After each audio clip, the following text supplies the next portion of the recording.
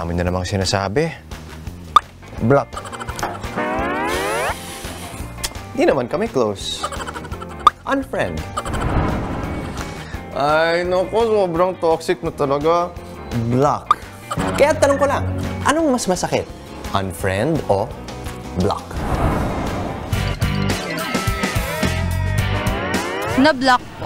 Bakit block? Pagka-block, totally po na tinatanggal na nila yung connections para sa akin. And then kung unfriend naman po, parang may may instances pa po na pwede ko silang makausap. Tama, may open connection pa. So, pero ikaw, nagbablock ka rin at nag-unfriend ng ibang tao? Opo. Minsan?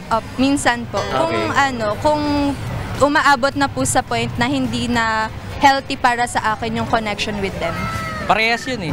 Talaga? Once na na-block ka, ibig sabihin unfriend eh. Ano kaya yung isang senyales na mabablock ka na o ma-unfriend ka na? Scene zone. Scene zone. Plus inbox zone. Inbox zone. Na-experience nyo na ba na ma-block o ma-unfriend ng family o friends mo sa Facebook?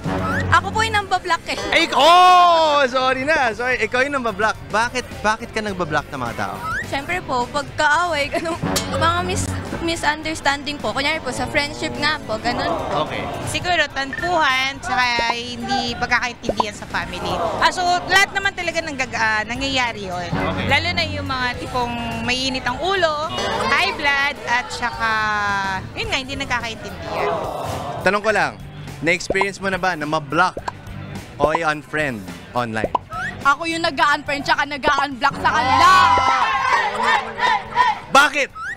Kasi pag toxic, i-X na agad. Ay! Ano ang mga katangian ng isang toxic? Mga plastic, tapos kung ano-ano pinagsasabi pag nakatalikod ka. Ano mas masakit? Kapag na-block ka o na-unfriend ka? Yung na-block na lang.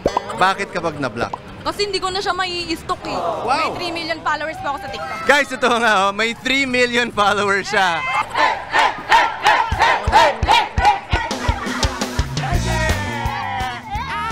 Hindi natin kailangan ng extra negativity sa buhay, di ba? Kaya i-click na ang unfriend o block button.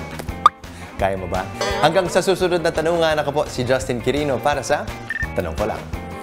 Mga kapatid, Justin Quirino po. Masayang kwentuhan at makapulahang informasyon ang hatid namin tuwing umaga. Kaya mag-subscribe na at mag-follow sa social media pages ng News 5.